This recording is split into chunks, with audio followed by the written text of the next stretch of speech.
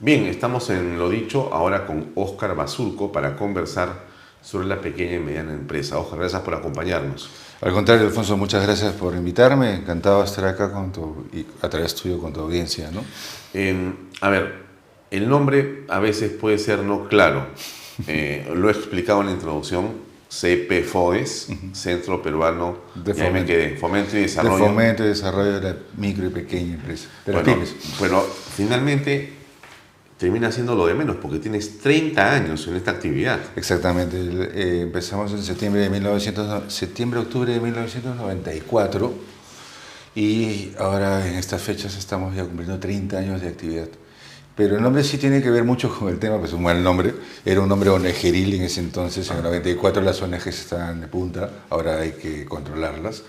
Y sin embargo empezó como una ONG, como una asociación, que es diferente a una ONG. Una asociación es una entidad sin fines de lucro, pero las ONG reciben dinero de afuera. Nosotros nos autosostenemos. A ustedes no reciben Fondos de de nadie. ningún país ni De ningún donaciones de país nadie. ni de nadie.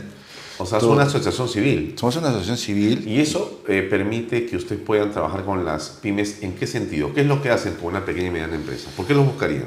En líneas generales, porque lo que hacemos desde el 94 hasta la fecha es detectar la demanda insatisfecha en el segmento de la micro y pequeña empresa, incluso en la mediana, y tratar de ofrecerles resultados. O sea, qué cosas, si lo están demandando, qué cosas es lo que necesitan, producirlo nosotros, los servicios que necesiten, coproducirlos con alguien en alianzas o traer a alguien para alcanzar a este mundo de la pequeña empresa que ya lo conocemos y que nos apasiona, ¿no? Definitivamente. ¿Y a cuántas empresas, digamos, atiendes? ¿Con cuántas estás conectadas? Nosotros tenemos una base de datos bastante impresionante realmente.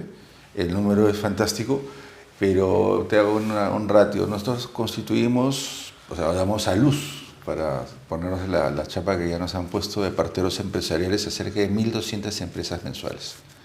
En Lima, para que te hagas una idea, 1.200 nuevas empresas mensuales son puestas en el mercado a través de a CPFODES. través de CPFODES. Es una máquina de producción. Exactamente, justamente lo que acabas de decir es algo interesante, porque en líneas generales esto es un sistema, un software que hemos diseñado desde el año 94, que tiene una serie de mejoras, una serie de innovaciones, que permite hoy en día, y permitió hasta antes de la época del señor Castillo, que en 72 horas podamos constituir una empresa en 72 horas.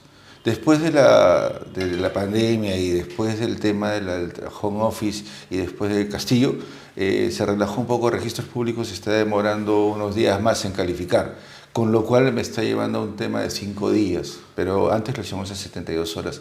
Espero pronto ir a hablar con registros públicos, decirle Que se apure un poquito. que se apure un poquito, que el home office o el retorno ya también haga que retornen a la velocidad que teníamos antes, ¿no?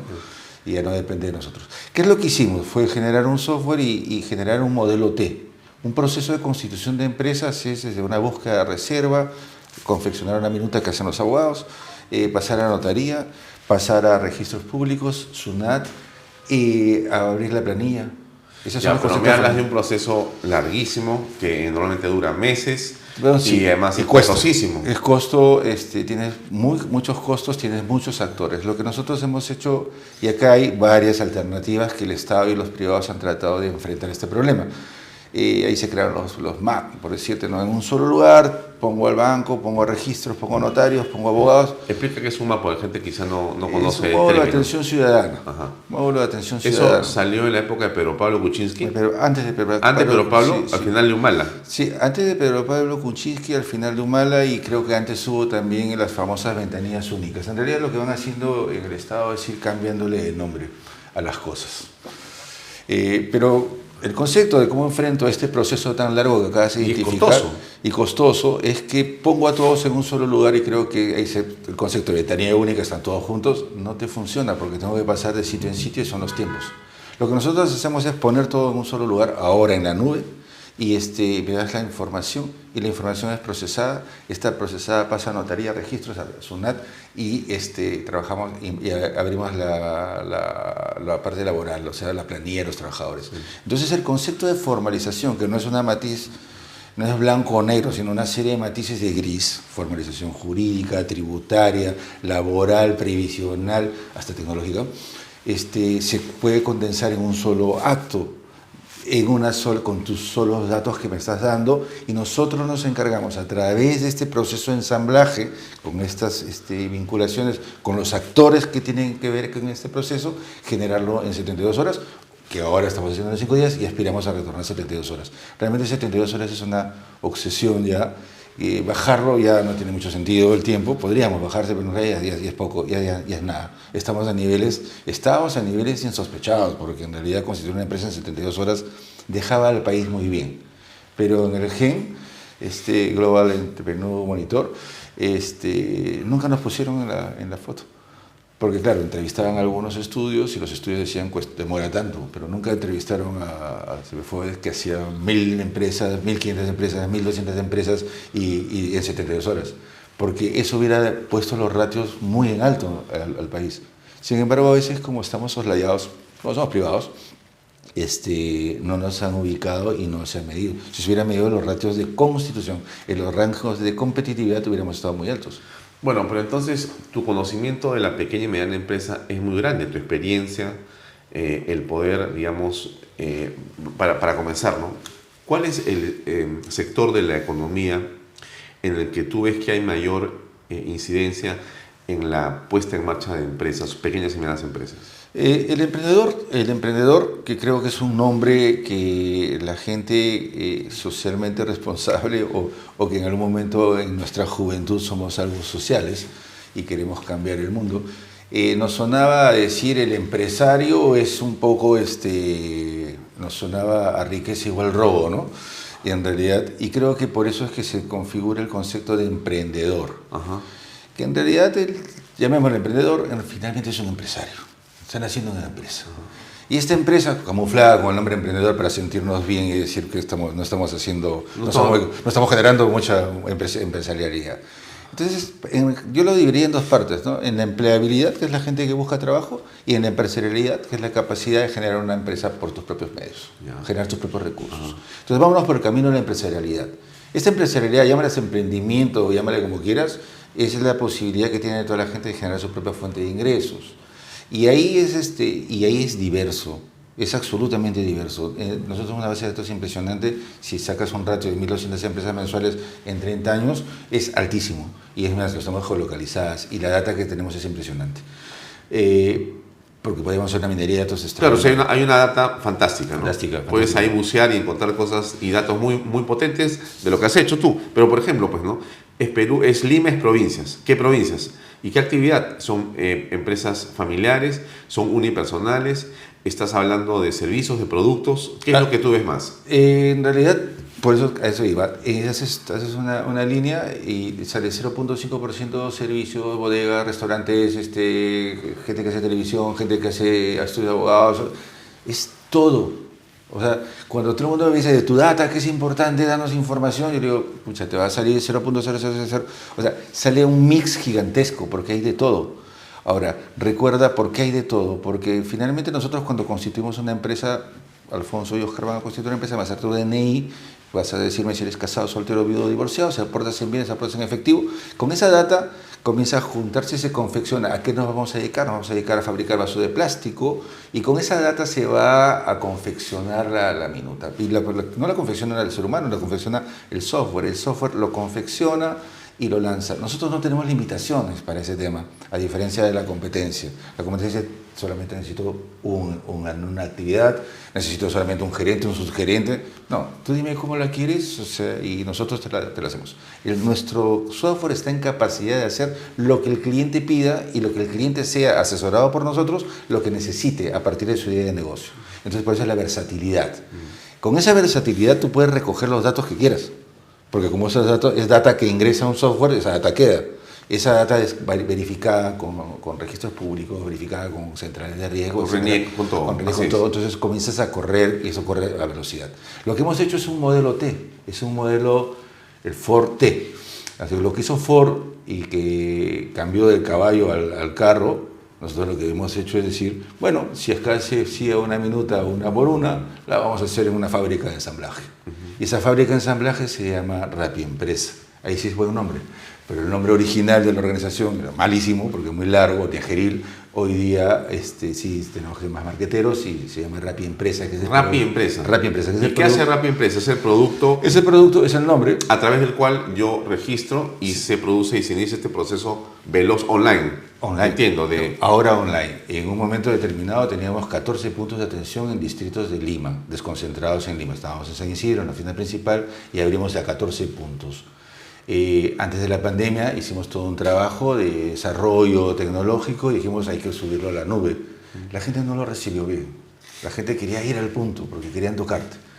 Bueno, así es el Perú.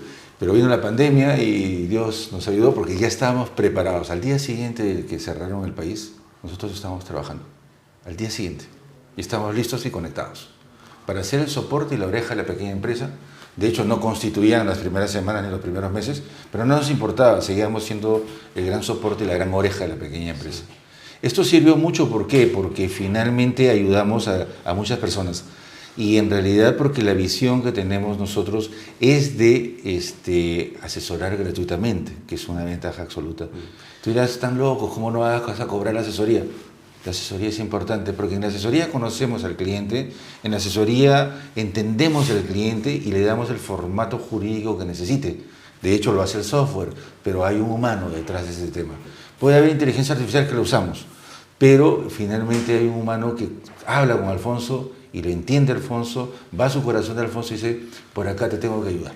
Y por acá es donde tenemos que formar. El proceso ya lo hace la máquina. Entonces es una mezcla de humano-máquina que finalmente lo que logra es una inclusión social y un acelerador en el proceso de formalización. Y eso creo que es lo más rico que hay, porque en un país donde todo el mundo habla de la informalidad, hay personas como tú, como yo, que estamos luchando porque este país sea formal. Claro. Y no formal en este concepto de formalidad laboral, que es lo que terminan hablando todos los economistas. O sea, yo digo, pero hablas de formalidad laboral cuando ni siquiera has visto el recipiente. O sea, soy persona natural, tengo 10 trabajadores y tengo a mi gente como la quiera tener.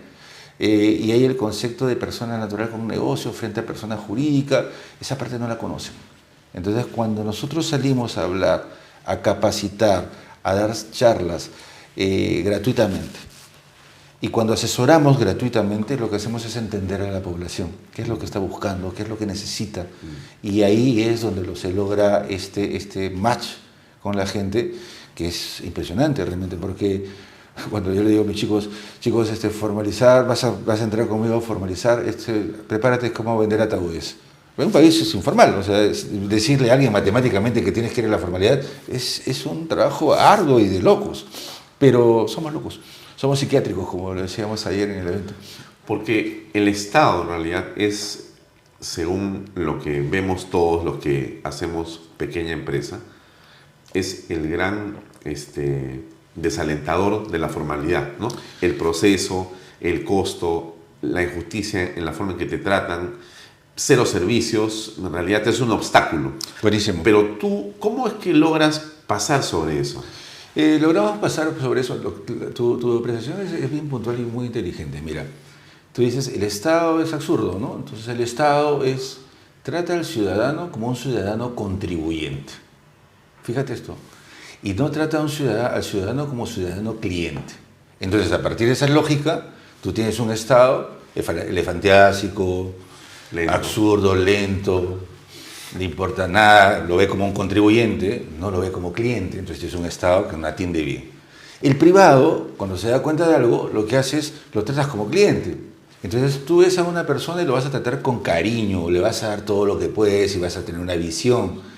Nuestro mantra es, trabajamos con los sueños de la gente. Yo a mis chicos les digo, cuidado que hagan de ese sueño que vienen a ponernos, a confiarnos, una pesadilla. Entonces, desde ahí hay un trato muy cordial, hay un trato muy amical, hay un trato empático que trata de coger esa idea y ayudarlo a que se inserte en el mercado. Entonces, somos unos colaboradores de ellos, somos unos socios estratégicos de ellos. Entonces, ahí está la diferencia. Tienes a un Estado, nosotros somos privados y tenemos data, y tienes a un Estado que tiene todo, pero la data la tiene resuelta por todos lados, desperdigada. Entonces, tú dices, el ministro de Salud puede saber cuántas camas o cuántas vacunas nos faltasen hoy día. El ministro de Guerra sabe cuántos aviones no tenemos, o cuántas armas nos faltan, o cuántos soldados hay. Los ministros encargados de la micro y pequeña empresa, pregúntales cuántos hay y te van a tirar un número exagerado o cualquier cosa. Porque no la tienen. ¿Por qué? Pero no tienen data. No hay Pero forma. ¿no se supone que más bien tienen toda la data? Es que la tienen desperdigada y no la concentran. Registros públicos tienen imágenes. Yo tengo data. Sonar está por acá. Registros públicos está acá. Sunat está acá. O sea, lo tienen. Sí. Tienen todo. O sea, pero está ahí. Está ahí. Ya, pero no está convertido, no está gestionado, no está optimizado, no está relacionado. Y me imagino que deben ser códigos diferentes, es una cosa de locos. En cambio, cuando un privado tiene una visión distinta, y ahí venía la ciudadano contribuyente con ciudadano cliente, Bien. fíjate ese gran diferencial. Obviamente por eso es que tenemos un Estado que vive de espaldas a la realidad de la micro y pequeña empresa. Entonces, cuando tú te puedes sentar con la gente que dice que sabe de pequeña empresa, los metodólogos, tú dices, ¿de dónde salió este tipo? ¿Este tipo por qué es ministro, por qué es viceministro de pequeña empresa? ¿Qué hizo? ¿Alguna vez ha facturado? ¿Alguna vez ha hecho empresa? Entonces, si yo no he hecho empresa, nunca la he vivido, nunca he caminado en la calle, ¿cómo diablos puedo enseñar o ayudar o darle alguna solución, una solución de continuidad a un empresario?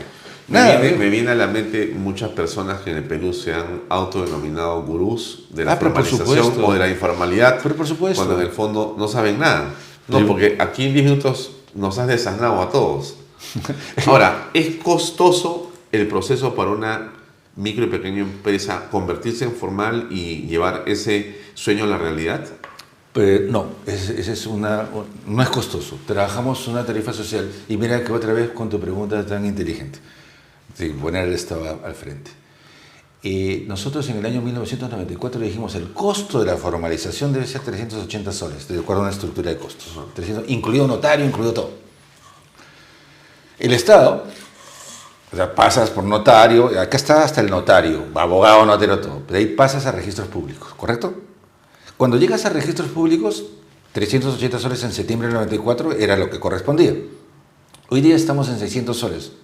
Nuestro costo de esta etapa del camino es 380 soles, no subió un sol. Desde septiembre de Hoy, desde septiembre de 1994. Sin embargo, ¿qué ha subido? El arancel registral. ¿Por qué? Porque es tan loco el Estado que está liado a la UIT. Entonces todos los años te suben el arancel registral. ¿Es cosa de locos? ¿O es cosa de absurdos? Son psiquiátricos. O sea, yo digo, estas personas que están en el Estado, lo que tienes que hacer es fomentar la formalización. Y lo que estás haciendo, por no darte cuenta de que tu arancel registral está ligado a la unidad impositiva tributaria, que todos los años sube, Es desalentar. te estás desalentando. Entonces después reclamas y salen en la televisión y salen en todos lados diciendo, es que hay que formalizar al país. Sí, señor, pero tú eres el primero que ni siquiera haces esto, ¿no? Es como que dices, hay que formalizar laboralmente. Sí, claro, el Estado es el primero que tiene el 60, no sé qué porcentaje tan alto tiene de CAS, ¿correcto? Cuarta, quinta. O sea, el Estado es el principal infractor, el Estado es el principal ciego, y el Estado es el que vive de espaldas a realidades tan importantes como un segmento de la micro y pequeña empresa, que como lo decíamos ayer, es el motor de la economía del país, que te genera el 42.5% del Producto Bruto Interno, Dios santo. Oscar, si alguien quiere ponerse en contacto con ustedes en CPFODES, entra a la página cpfodes. Sí, www.cpfodes.org.pe. Ya, y ahí está toda la información. Ahí está toda la información. Ya. Pero hay otra razón adicional por la cual yo te he invitado. Ah, tal. Y es el hecho, circunstancia, de que tú estás colaborando con Chancay. Sí. Es decir, Jaime Noriga, que ha estado con nosotros acá hace unos días, el presidente de la Cámara de Comercio de Chancay, te ha convocado para que tú dirijas como presidente el gremio justamente de pymes, Sí. desde la Cámara de Comercio de Chancay. O sea, tú eres el presidente del gremio de pequeña y mediana empresa de la Cámara de Comercio de Chancay. Aparece eso en circunstancias en que en unos meses más se va a inaugurar esta mega obra, que es muy concreta, es haber puesto Chancay en el mundo, ¿no? El nombre. Bueno, eso no se tendrá mucho que ver contigo, porque finalmente eso va a ser ida y venida de contenedores. Punto. Ya. ¿Qué implica todo eso y todo lo que significaría si se ven a cabo zonas económicas especiales y demás, no sé, ahí hay como una dinámica que se va a armar muy potente y tú vas a estar por ahí o ahí mismo parado con CEPEFODES y con tu conocimiento para poder ayudar en este dinamismo. ¿Cómo ves el futuro ahí? Alentador, lo que hizo Jaime Noriega y su equipo fue retarnos a nosotros para poder enfrentar este tema. Creo que habrá pensado que conocemos algo de pequeña empresa y nos ha retado a que toreemos, que capoteemos ese toro que se llama inversión, esa gran inversión. De hecho, sí, aparentemente dentro de la lógica es un megapuerto, es un nuevo hito en el país y a nivel sudamericano y es la gran inversión que se viene. Pero la gran inversión que se viene, y creo que ahí está el reto y creo que ahí es donde tenemos que poner el foco, la gran inversión viene con mano de obra más barata, viene con importaciones, viene con una serie de cosas. Entonces, que son buenas, no hay que decir que son malas, pero que también en un país como el nuestro hay que cuidar lo nuestro, y con esto no soy chauvinista ni nada que ver, pero te das cuenta que lo que hago es crear riqueza, ayudamos a crear riqueza. Entonces lo que hay que hacer es fortalecer al segmento de la micro y pequeña empresa que de una u otra manera se va a ver afectada. En todos los casos de inversiones en el Perú, fíjate, en todos los casos de grandes inversiones en el Perú, Tía María es un ejemplo, los conflictólogos han ido y han buscado y han estado al costado de las grandes mineras. ¿Y por qué no han dejado que haya las minerías? Porque lo que haces es, basta de hacer una plataforma deportiva, basta de dar un vaso de leche, basta de hacer asistencialismo. Lo que tenemos que hacer para que estas mega obras, estas grandes inversiones fluyan y no se te levanten frentes de defensa por un lado, que son manipulados, o extorsionadores, por otro lado, y gente que realmente también es un caldo de cultivo para estos extorsionadores y para esta gente, que lo que hacen es recoger el descontento popular, porque dicen, oye, vienen acá, se la están llevando. Estuve hace pocos días en Cusco, la semana pasada, y hablaba con una persona de muy bajos recursos, pero que vendía sus tejidos, y le digo, señora, y usted ahora está diciendo bienvenido al turismo, pero usted se hizo la paralización. Sí, pues me engañaron. Mira la frase, pues me engañaron. Me dijeron que quien se perjudicaba si cerrábamos, si paralizábamos, no éramos nosotros. Era el gran hotel, era la línea aérea. ¿Y a ti qué? A mí sí me afectó. ¿Cómo le afectó, señora? Yo antes venía por el turismo, por usted, que viene, me está comprando. Yo podía llevar a mi hijo a comprar una pizza, salíamos el fin de semana. Todo este tiempo de paralización no ha servido.